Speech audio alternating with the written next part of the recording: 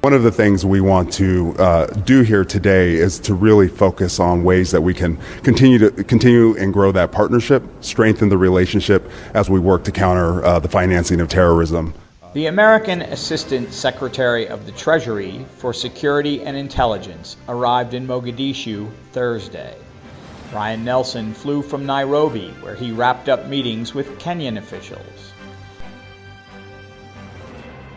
Nelson met with President Hassan Sheikh Mohamud to discuss his government's program to close down al-Shabaab financial channels.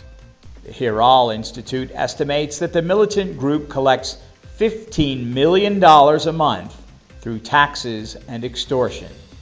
This is a critical moment in our country's history as we simultaneously pursue state-building efforts, combat the menace of terrorist group al-Shabaab. The Somali government has also tried to prevent these activities. By enlisting clan militias in the first phase of his war to end al-Shabaab, local residents were encouraged to stop paying taxes to the terrorists.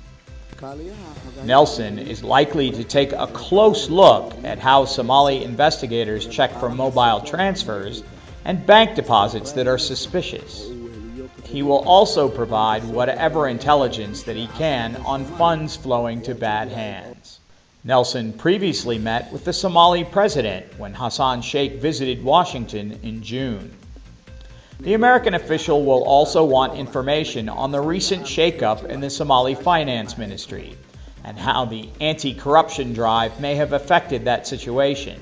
Improving Somalia's controls to combat money laundering, terrorist financing, proliferation financing, and sanctions evasion risks. He praised Mogadishu for its continued march toward debt relief, offering whatever advice or support that he can. Reports from Nairobi indicate Nelson will also talk about Russia and grain. The deal Moscow had to allow Ukrainian exports has been scuttled by Vladimir Putin. The Russian leader has declared that he will give 50,000 tons of free grain to Somalia and 5 other African nations. Behind closed doors, Nelson likely pointed out that keeping Ukraine's supplies off the world market will drive up prices globally.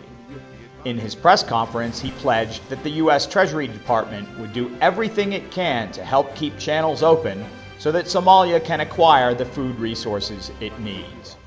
ADN TV will continue to report on economic and diplomatic developments across Africa.